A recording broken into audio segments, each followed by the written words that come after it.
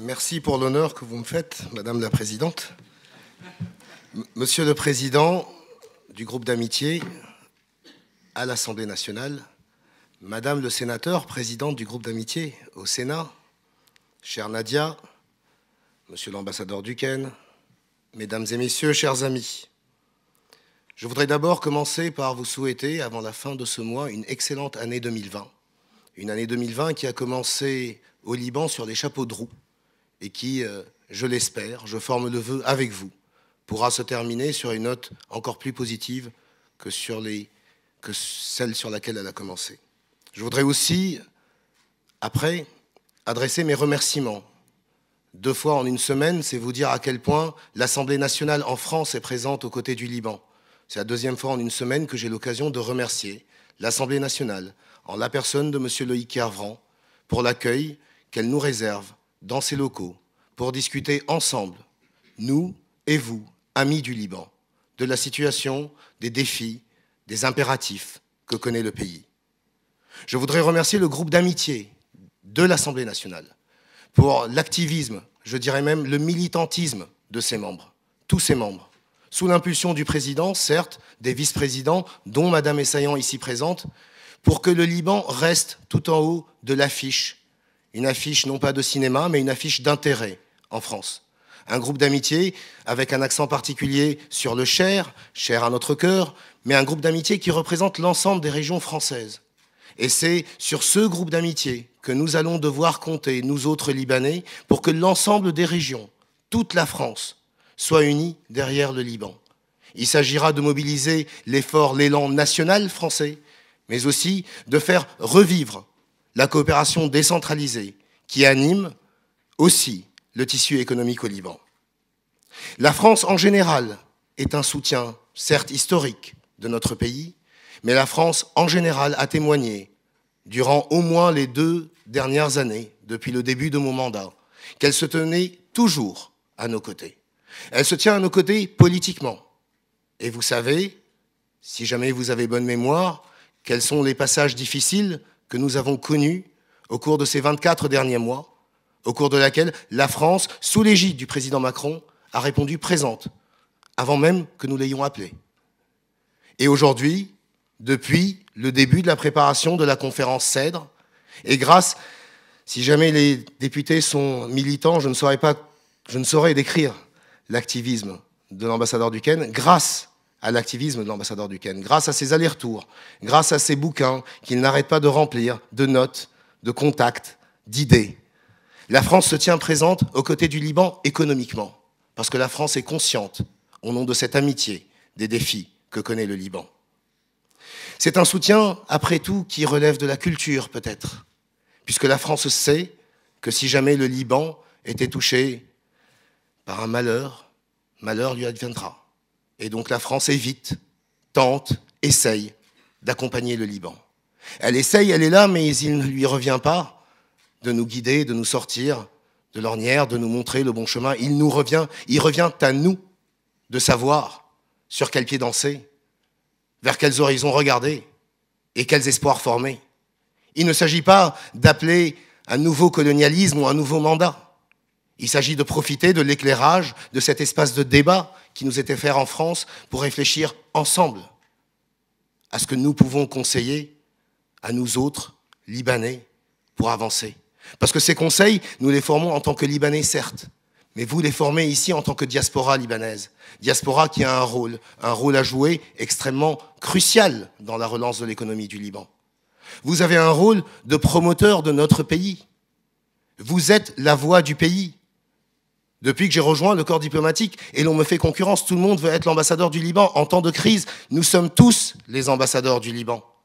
En temps de crise, il vous revient à vous de relater, formuler les projets, les propositions, décrire les réalités, être transparent avec vos interlocuteurs. Car il nous revient, nous autres Libanais et vous autres membres de la diaspora, de convaincre des meilleurs moyens de relancer l'investissement étranger au Liban, d'appeler les bonnes entreprises françaises à venir acter des partenariats avec nos joyaux, parce qu'il nous reste des perles, et des perles très rares dans certains domaines. Mais aussi d'encourager certains emprunts qui ne sont pas ludiques, mais qui sont utiles. C'est votre rôle, vous aussi, diaspora, d'encourager les exportations du Liban. On vous demandera sans doute de consommer libanais et de promouvoir la consommation de produits faits au Liban. Mais il faudra sans doute bien connaître le marché en France, bien accompagner la demande des clients en France, bien accompagner l'attente des consommateurs en France.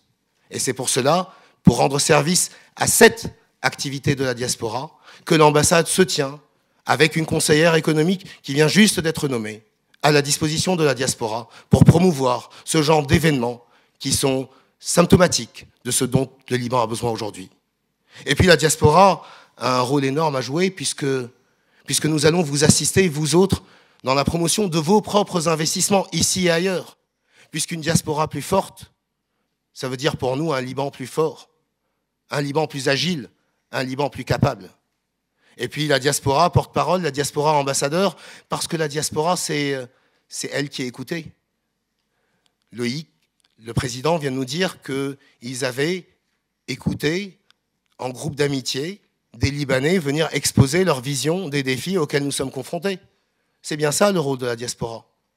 Ce que Fouad Zmokhol, ce que Joseph Bahout ont fait, ce que d'autres ont fait. Il n'en a cité que 2, mais je sais qu'ils en voient de nombreux. Et si je rajoute l'activité du groupe d'amitié au Sénat, les rencontres de monsieur l'ambassadeur Duquesne, tout ce que le Quai d'Orsay me raconte, ce qui se passe à l'Élysée, ça fait qu'il y a beaucoup de points de vue qui sont exprimés en France.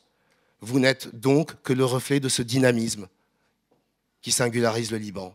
Parce que le Liban, à part ce dynamisme dont nous sommes tous fiers, a encore quelques atouts à mettre en avant au moment où les temps sont durs, au moment où les vagues semblent insurmontables. Nous avons un niveau d'éducation qui fait jalouser de nombreux pays. Nous avons une excellence de la pratique dans certains domaines, je pense notamment au domaine médical. Hier, nous parlions des avocats, du rôle des avocats. Nous avons un patrimoine, je ne parle pas du patrimoine immobilier, je parle de l'héritage culturel, un secteur touristique sans doute, qui sera l'un des plus porteurs à l'avenir. Nous avons encore des pistes pour espérer, mais nous avons surtout des défis maintenant à surmonter. Ces défis-là, nous devons les surmonter parce qu'ils répondent à 2 exigences. L'une endogène, l'autre exogène. Il y a 2 demandes.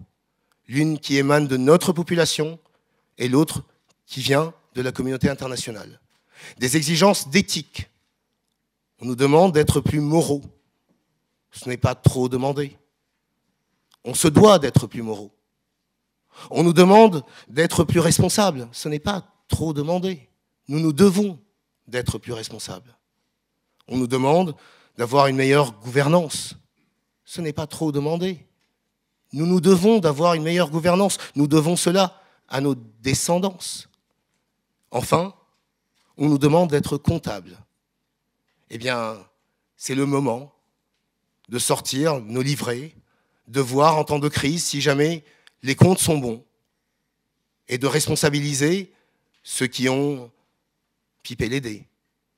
C'est le moment d'assumer nos responsabilités, de se tenir debout et de se dire qu'en tant qu'État, en tant que nation qui célèbre cette année son centenaire, nous sommes non seulement responsables, nous sommes comptables du rôle que nous avons voulu jouer au Moyen-Orient et du rôle que nous aspirons encore à jouer, non pas pendant un centenaire, mais pendant des centenaires. Je vous remercie et je vous souhaite une excellente conférence. Merci.